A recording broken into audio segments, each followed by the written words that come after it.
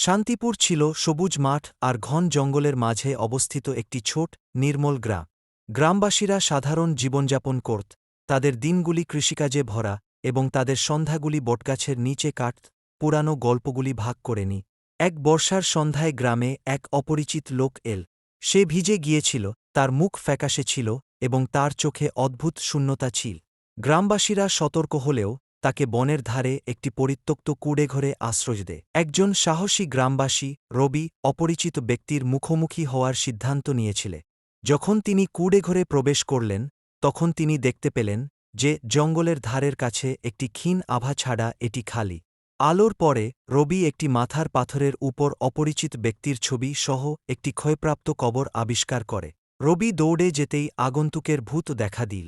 এটি প্রকাশ করে যে এটি বিচার চাইছে। কয়েক বছর আগে অপরিচিত ব্যক্তিটি গ্রামের প্রবীণদের দ্বারা অন্যায় করা হয়েছিল, যারা একটি অন্ধকার রহস্য লুকানোর জন্য তাকে বিশ্বাসঘাতকতা করেছিল এবং হত্যা করেছি। রবি গ্রামবাসীদের জড়ো করে ভূতের গল্পের কথা বল।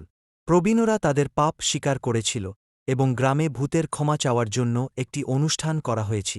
সূর্য উঠার সাথে সাথে ভূতটি বিবর্ণ হয়ে গেল, শান্তির বাতাস রেখে গেল। শান্তিপুর তার শান্ত দিন ফিরেছে, কিন্তু গ্রামবাসীরা শিক্ষাটি ভুলে যায়নি। তারা সত্য এবং ইক্তের মূল্য শিখেছে, অন্ধকারকে আর কখনও শিক্ট হতে দেবে না।